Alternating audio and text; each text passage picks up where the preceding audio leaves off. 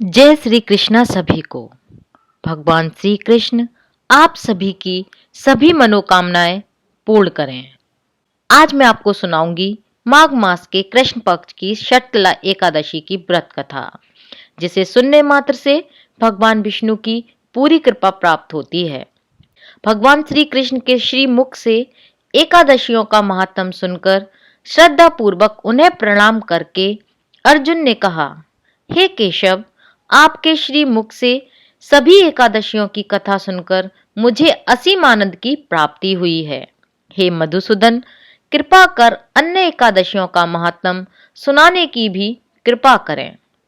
अर्जुन के ऐसे वचन सुनकर भगवान श्री कृष्ण ने कहा, हे अर्जुन, अब मैं आपको माघ मास के कृष्ण पक्ष की शतला एकादशी की व्रत कथा सुनाता हूँ, जिसे आप ध्यान पूर्वक सुनो। एक बार दालभ्य ऋषि ने पुलस्त्य ऋषि से पूछा, हे ऋषि श्रेष्ठ, मनुष्य मृत्यु लोक में भ्रम हत्या आदि महापाप करते हैं और दूसरे की उन्नति देखकर ईर्ष्या करते हैं। ऐसे महान पाप मनुष्य क्रोध, ईर्ष्या, आवेग और मूर्खतावश करते हैं और बाद में शोक करते हैं कि हाय, यह हमने क्या किया।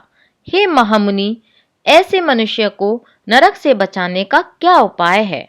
कोई ऐसा उपाय बताने की कृपा करें जिससे ऐसे मनुष्यों को नरक जाने से बचाया जा सके, अर्थात उन्हें नरक की प्राप्ति ना हो।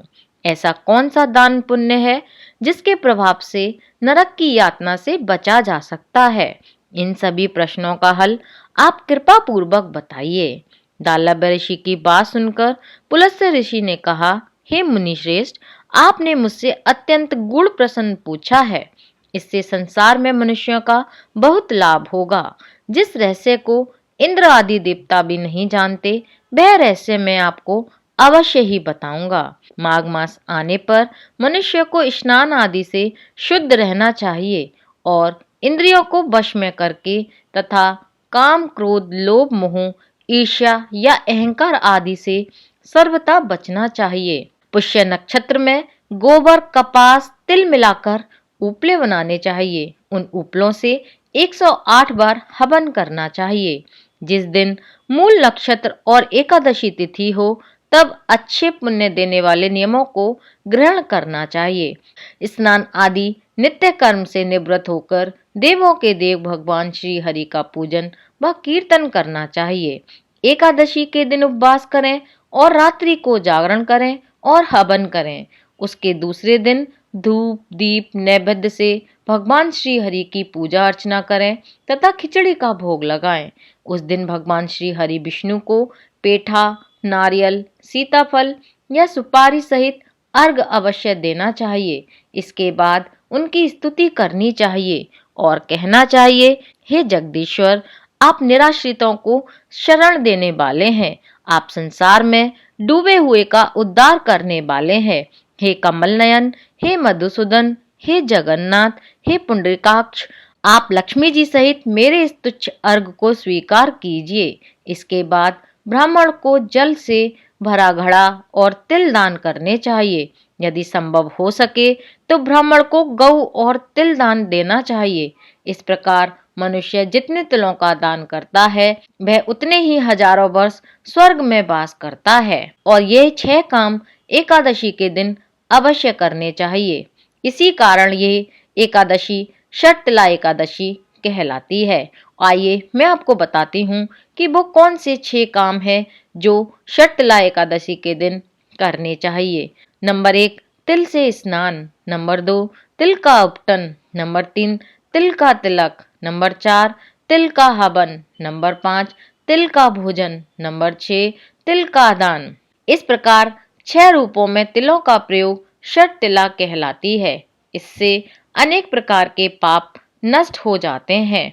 इतना कहकर पुलस्त्य ऋषि ने कहा, अब मैं एकादशी की कथा सुनाता हूँ। एक बार नारद मुनि ने भगवान श्री हरि से शतला एकादशी का महात्म पूछा।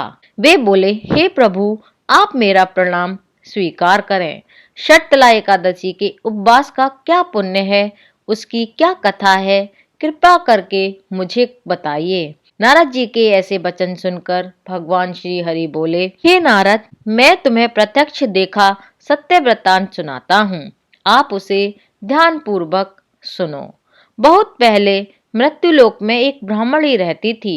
वह सदा व्रत व उपवास किया करती थी। एक बार वह 1 मास तक उपवास करती रही। इससे उसका शरीर बहुत ही कमजोर हो गया। वह अत्यंत बुद्धिमान थी, फिर भी उसने कभी भी देवताओं तथा ब्राह्मणों के निमित्त अन्न आदि का दान नहीं किया। मैंने चिंतन किया कि इस ब्राह्मणी ने उपवास आदि से अपना शरीर तो पवित्र कर लिया है तथा इसको वैकुंठ लोक भी प्राप्त हो जाएगा, किंतु इसने कभी भी अन्नदान नहीं किया है।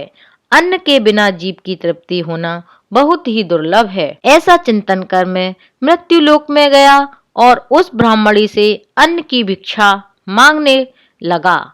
इस पर उस ब्राह्मणी ने कहा, हे योगी राज, आप यहाँ किस लिए पधारे हैं? मैंने कहा, मुझे भिक्षा चाहिए। इस पर उसने मुझे एक मिट्टी का पिंड दे दिया। मैं उस पिंड को लेकर स्वर्ग लौट आया और कुछ समय बीतने के बाद वह ब्राह्मणी शरीर त्याग कर स्वर्ग को आई। मिट्टी के पिंड के प्रभाव से उसे उस जगह एक आम का वृक्ष सहित घर मिल गया, किंतु उसने उस घर को अन्य वस्तुओं से खाली पाया। वह घबराई हुई मेरे पास आई और बोली, हे प्रभु, मैंने अनेक प्रकार के व्रत आदि से आपका पूजन किया है, किंतु फिर भी मेरा घर वस्तुओं से रिक्त है। इसका क्या कारण है? इसके इस प्रकार के प्रश्न करने पर मैंने कहा, तुम अपने घर जाओ और जब देव स्त्रियां तुम्हें देखने आए तब तुम उनसे शर्तला एकादशी व्रत का महत्व और उसका विधान पूछना। जब तक वह ना बताएं तब तक तुम द्वार मत खोलना। प्रभु के ऐसे वचन सुनकर वह अपने घर गई और जब देव स्त्रियां आईं और द्वार खोलने के लिए कहने लगी, तब उस ब्राह्मणी ने कहा, यदि आप मुझे देखने आई है तो पहले मुझे शर्तला एकादशी का महात्म्य बताएं। तब उनमें से एक देव स्त्री ने कहा, यदि तुम्हारी यही इच्छा है तो ध्यान पूर्वक सुनो।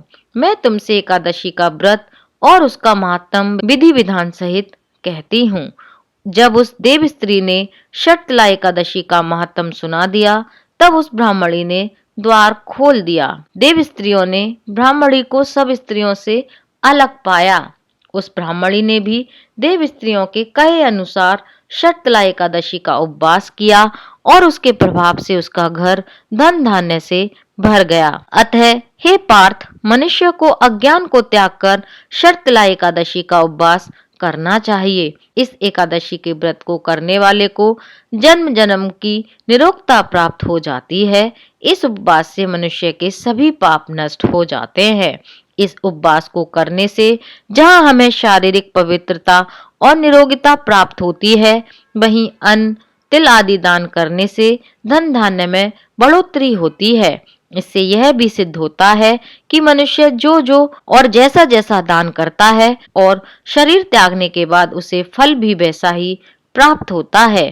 अतः धार्मिक कृत्यों के साथ साथ हमें दान आदि अवश्य करना चाहिए। शास्त्रों में वर्णित है कि बिना दान के किया गया कोई भी धार्मिक कार्य संपन्न नहीं होता। और यह थी शर्तला एकादशी की व्रत कथा। मैं उम्मीद करती हूँ आपको ये कथा अवश्य पसंद आएगी।